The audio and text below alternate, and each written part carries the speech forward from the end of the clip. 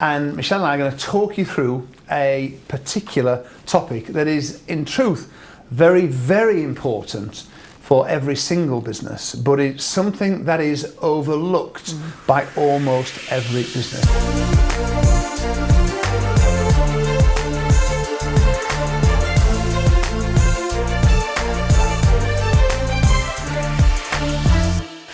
But this is all about standing out and creating a category of one for yourself. Now, it links them massively into what effectively is positioning. And positioning is all about giving yourself multiple positioning statements that you can claim and that you can own about your business. And from my perspective, you can weave this into everything that you do every day within every single aspect of your material. And I'm going to show you how to do that today. But predominantly, it is about creating this category of one position, giving you that one position, that one place that nobody else, the rest of your competitors out there, can actually hold or claim. And this was all born, this category of one piece, around the Joe Calloway book. And oh God, I hate it when you throw things at me. I don't know what to do first. But it's all about becoming a category of one. And this is an exceptional book, and I encourage you all to get a copy of this for some bedtime reading. And it's all about becoming that category of one. It will make you get really deep. Think very much about you, how you're talking about yourself out there in your marketing, how your team are describing you, and how you can set yourself apart. So I'm going to pass that back. There you go. Hey. Throw it back. So it's about you becoming the Uber, the one, the only, as Chesney Hawkes once sang, and about everybody else. Did you just drop my apple? About everybody else being in the other side of this fence with everybody else. It's about really giving you some competitive advantages, but you've got to dig deep and you've got to know what it is that people need you to say about yourself to stand out. So just moving on, it requires you to think differently, this. And this is where people get stuck, because we're quite primitive in our thinking in the UK. We're very shy about shouting about how brilliant we are. We don't really whoop ourselves. We don't create wow moments about ourselves. We're very reserved. And in marketing, you've got to literally show people just how brilliant you are. And that's where I think I probably have a good role here in drawing that out of people. I describe it as squeezing out the amazing things about you and your business, but we're very bad at doing it ourselves. And so hopefully this will help you draw out your wow moments about your business. But you've got to think about how you can know your customer better than anybody else who's trying to acquire your customer. So it's about getting deep into how they behave. You've got to get closer to them. You've got to really understand how they think, their behaviors, what their needs are, what the problem is that you're solving. And you've got to imagine that almost you are a customer of your own business, and understand what it would be that you would need to see as the wow moment to make you become a customer of your own business. And finally there, number 3, you've got to emotionally connect with them like nobody else. You know, really understand what it is that what those buttons are that you need to press. Positioning has to be weaved into everything that you do, and you'll see some examples of that, whether that's your videos, whether or that's your copy on your website, your articles in your newsletters, everything that you do, and it needs to become a mantra inside of your business, both for your teams and indeed for you when you're onboarding clients, as well as taking people on their customer journey. And it has to be into everything that you say about your business as well. And just go back to that slide there, because again, this is where it starts to get misunderstood by people. So it can be a small, I mean, it can affect things like having your mobile phone number on your business card impacts people's positioning of you. It impacts their position, their perception of you and your standing. Especially if you've only got a mobile number on there, you know, if the number that's less, makes you look really small. Absolutely. And one the car that you drive, if your customers see the vehicle that you turn up in, impacts your positioning. You know, we've all seen the tradespeople that turn up in the rusty 15-year-old Ford Transit, or the very nicely maintained vans. Look what Pimlico Plumbers have done with his personal number plates and everything, and the whole wrap and the signage, etc. Yeah.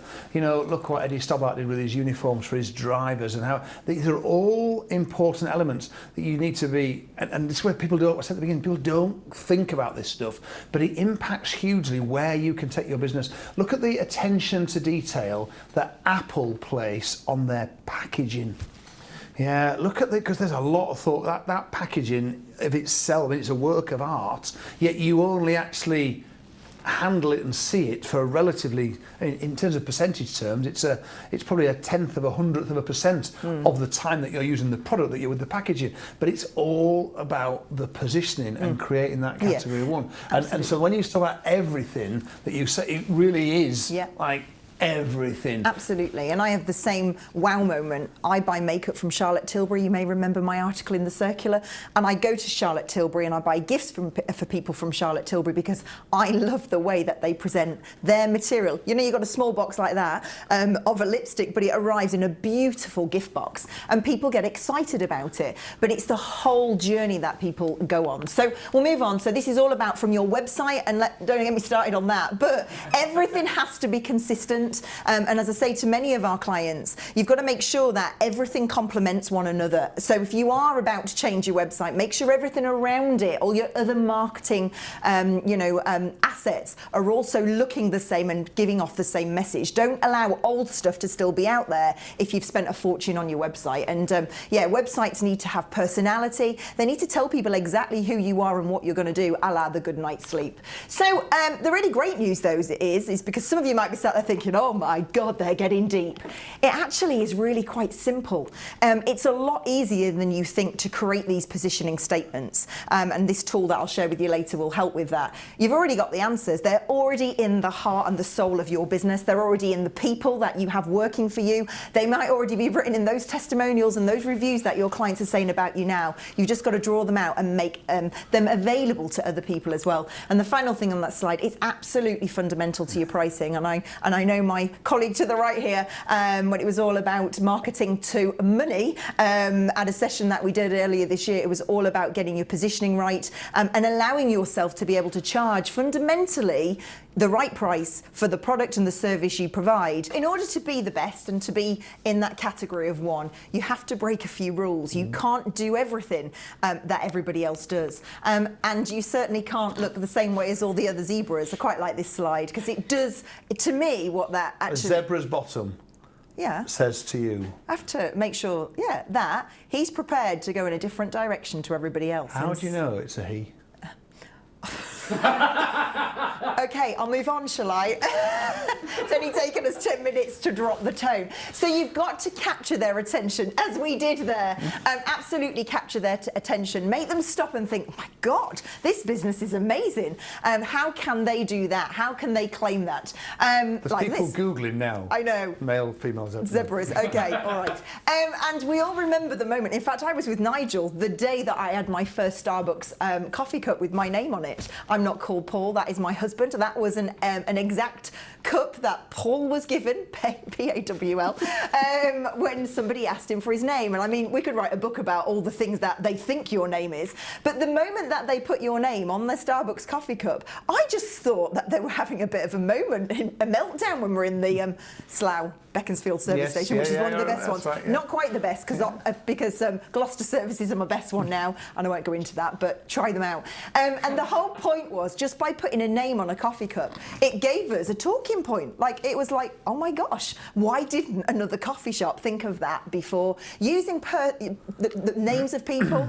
adding a personal approach to your marketing, putting someone's name on something like we do with our circulars. It has taken it from just being a circular to something that is for Nigel or for Paul or for Michelle. So again, that's a little tip. And you all know that from time to time I do get my sporting shoes on. And my husband did the marathon this year. We would not buy our sporting stuff, our trainers, our don't look at me like that, our trainers, our kit from anywhere other than Wiggle. And if you're into sport, you'll know exactly why, because honestly, you get a free Haribo sweets. And it's not just about the Haribo, it's actually, we fight to who opens the box first. It's just those small things in life that give you that wow. But they've got a customer for life from Paul and I, and probably every other EC client that we now work with, because they do something different. Now, how many of you could pop a little bit of a Haribo, or something in the envelopes when you send stuff out, or your packages, or your deliveries that you're sending out? It's about breaking the rules,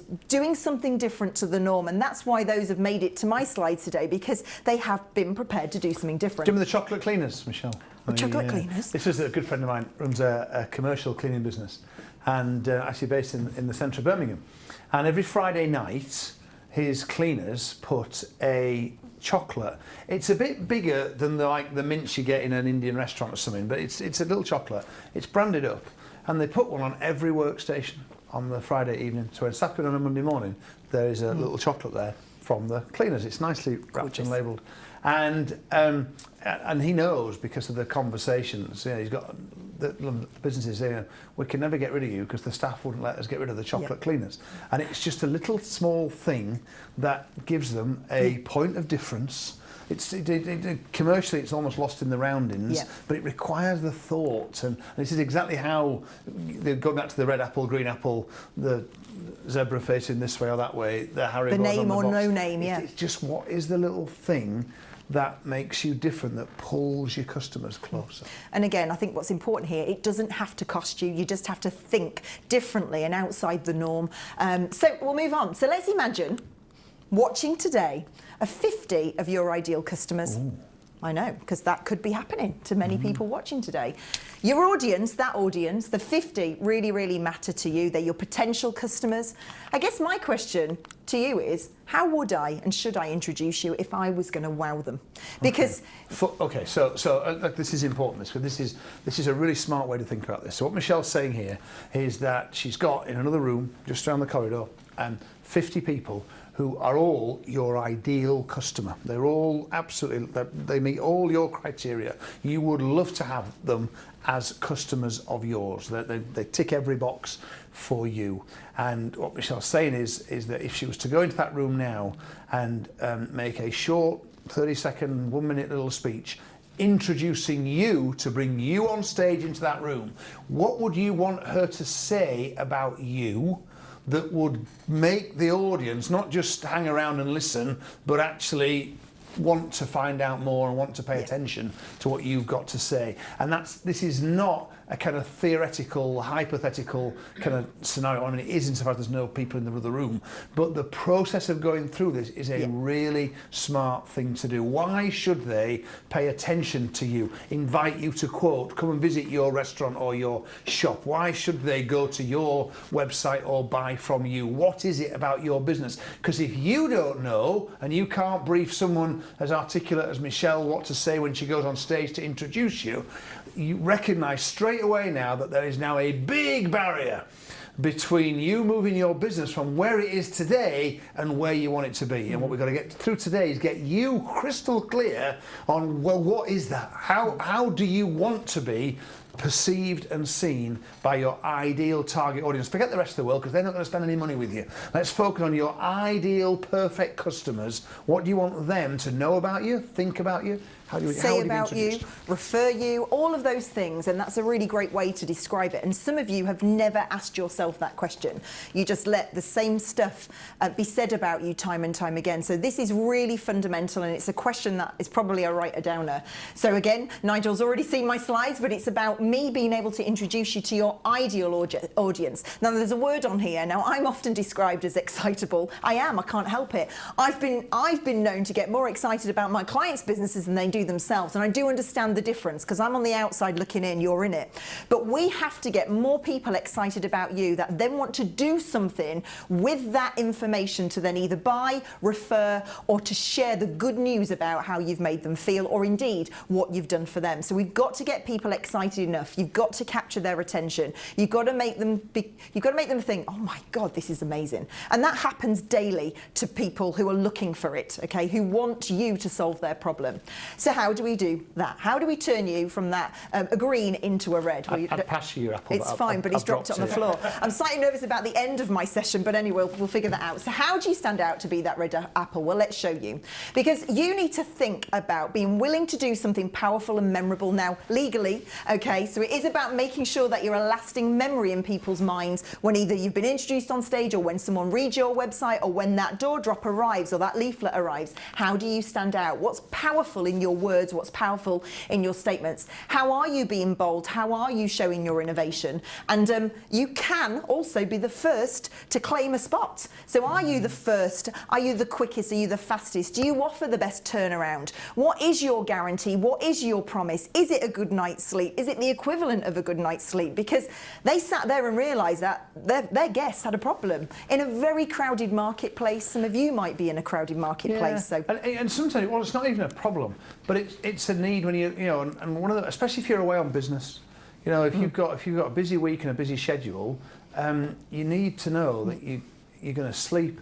And I will go to great lengths to get home at night, because I much prefer to be at home than stay away, but sometimes I can't avoid it. Yeah. But I never sleep as well when I'm away from home as I do when I'm at home. And this was the deep understanding that Michelle talked about earlier, that Premier Inn did very, very well. And they did put little differences in here, not at any significant cost, but in terms of the thought and the genuine engagement and their ability to connect with what their customers, their audience, actually want, is where their category of one comes and from. this being the first, this applies to many different businesses. You might be taking on a new product, you might be adding something new to your menus, you might be the first tattooist removal in Cardiff, which we've got somebody who we work with, Chantel Coombs, but it's about looking at what makes you different and then shouting about it. So that, for me, that bottom one there, actually many of you are the first to actually do something or to take a certain team member on. But you don't have to actually be the first, you can just claim the space. Yeah, you can claim the space. And what's important with this is to recognise that you have to self-anoint. No one went along to Premier Inn and congratulations, Premier Inn, I am delighted to announce that you are the people that give me a best night's sleep. They had to self-anoint. Yeah. They had to go out and claim that space. And this is back to what Michelle said at the beginning, because especially for us Brits, our natural inhibitions have a big, strong tendency to stop us doing that. We like to be modest. We like to hide our light under a bushel rather than actually drag it out and wave it to everybody that can be around there. And overcoming this, again, this is another barrier that's standing between where you are now and where you want to be. And your ability to sometimes just to see things, you're not necessarily the first. There were lots of other pizza companies that delivered hot, fresh pizza in 30 minutes. But Domino's were the ones that coined it as their phrase and built an entire brand and claimed that space. Absolutely. I guess what I'm saying here is I don't want you to follow everybody else. You need to think about what you do differently and claim that space. So don't be a bar like everybody else. How do we get people then excited about you? Well, we've got to find out what you need to tell them, and we do that in quite a simple way. We ask you questions. Who are you? What do you do? Radical. Yeah, I know. What do you Everyone's do? they're so glad that they've come on for that. I know.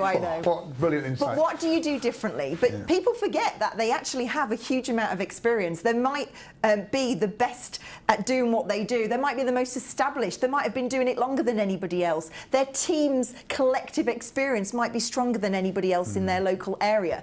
But what is it that you do differently? What is that uniqueness, that wow moment? What is it that you do that nobody else does? What can you claim that you've done forever but nobody else is claiming? And this is where we always ask for forgiveness, not permission. Claim it, do it. What have you got to lose? And where are you based? I think location has a huge part to play in this, because it might be that you're the first in a particular town or a particular region, and we forget sometimes to use our location to also differentiate us as well. So one area there, example there, that's worked very well for a number of EC members is they've used recommendations.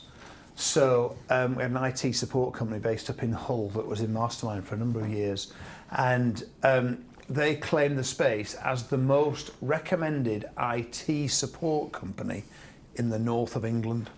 Now, nobody came along and gave them that nomenclature. He had to claim it.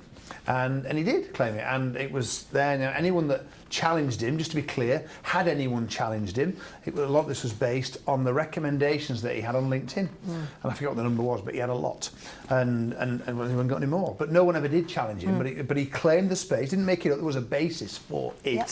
And he worked that through. And the guys at UMove, David and Glenn, when they built that on hybrid estate agency business from scratch to a big 8-figure exit in less than 5 years, and a big part of their positioning to the market, to their potential buyers and indeed sellers of houses, was that they were the most recommended estate agent in the UK, because they had a very systematic approach, and they became very, very good at getting their customers, the people that sell their houses, to review and recommend them after they'd sold their houses. They weren't the biggest estate agency by any means, but they had more recommendations on Trustpilot than anybody else. And when you can claim that space, that gives you a positioning in terms of a category of one, the most recommended IT company in the north of England. That's a valuable piece of positioning right there. The most recommended estate agency in the country is a valuable piece of positioning. Ian Reading, the most loved car servicing centre in Buckinghamshire. So it's about weaving in these statements, these positioning statements, to give you that category of one. And it is just about getting these collective words together and creating that power statement, that power sentence.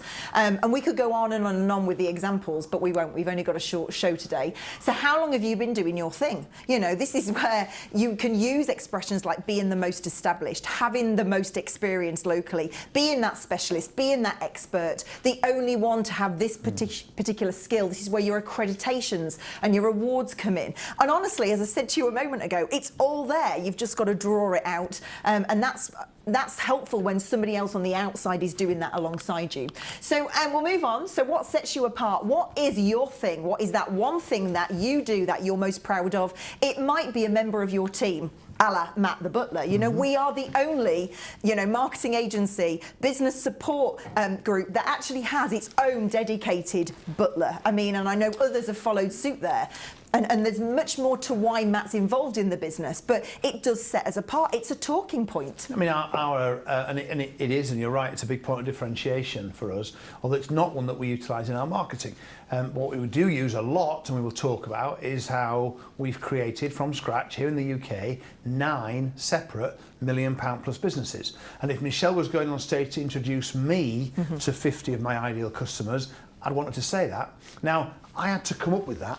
It is true, I said, well, what is it we've done? We've built a lot of stuff, and I looked at, I've got 9 businesses that have all done more than £1 million a year, at least in 1 year. Some have done it for many years, but they've all done it at least in 1 year. They've all turned over more than £1 million. 9 separate businesses. That is highly unusual. And my ideal customers will all be business owners. And if Michelle stands up and says, the guy we've got coming up next is a guy who's built 9 separate £1 million plus businesses, she's got me their attention, at least for my opening 90 seconds. I mean, I could screw up thereafter, but at least she's got me their attention for the first 90 seconds. I'm going to build it from then. Absolutely. That's what this is. And many of you I know are, you've put downloads together, you've put books together, you've created documents, white papers on things, and all of that sets you apart. So I like to give people the authorship title when they do that, because you are an author in your own right.